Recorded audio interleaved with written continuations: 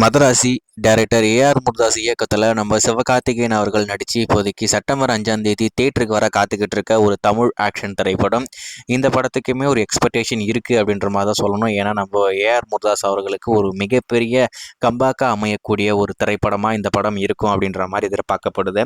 ஏன்னா லாஸ்ட்டாக தர்பார் படத்துக்கு அப்புறமா அவருக்கு என்ன படம் தான் அவர் என்ன படம் பண்ண போகிறாரு அப்படின்றது ஒரு மிகப்பெரிய எதிர்பார்ப்பாக இருக்குது. தர்பாருக்கு அப்புறமா நம்ம தளபதி வச்சு ஒரு படம் பண்ணுறதா இருந்தது. ஆனால் அந்த படம் நடக்கல, ட்ராப் ஆகிடுச்சு. அதுக்கடுத்து இந்தியில் ஒரு படம் பண்ணாப்புல எதுக்குடா எடுத்தாரு அப்படின்ற மாதிரி இருந்தது. அதுக்கடுத்து இப்போ இந்த மதராசி டெஃபினட்டாக நல்லா இருக்கும் அப்படின்ற மாதிரி எதிர்பார்க்குற. ரீசெண்டாக நம்ம அனிருத் மியூசிக்கில் சலமல சாங் வெளி வந்து ரொம்ப ட்ரெண்டிங்காக ஓடிக்கிட்டு இருக்கேன். இந்த படத்தை பொறுத்த வரைக்கும் அவர் என்ன சொல்கிறாருன்னு கேட்டிங்கன்னா, இந்த படம் வந்து துப்பாக்கி படம் மாதிரி இருக்கும் அப்படின்ற மாதிரி சொல்லிக்கிட்டு இருக்காப்புல. அவருடைய படத்தை பற்றி அவரே சொல்லிக்கிட்டு இருக்காரு, ஆனால் நம்ப முடியாது. சரி, இந்த படத்தை பற்றி இப்போ என்ன அப்படின்னு பார்த்தீங்கன்னா, நாளைக்கு உலகமெங்கும் கூலி திரைப்படம் வெளிவர காத்துக்கிட்டு இருக்கேன்.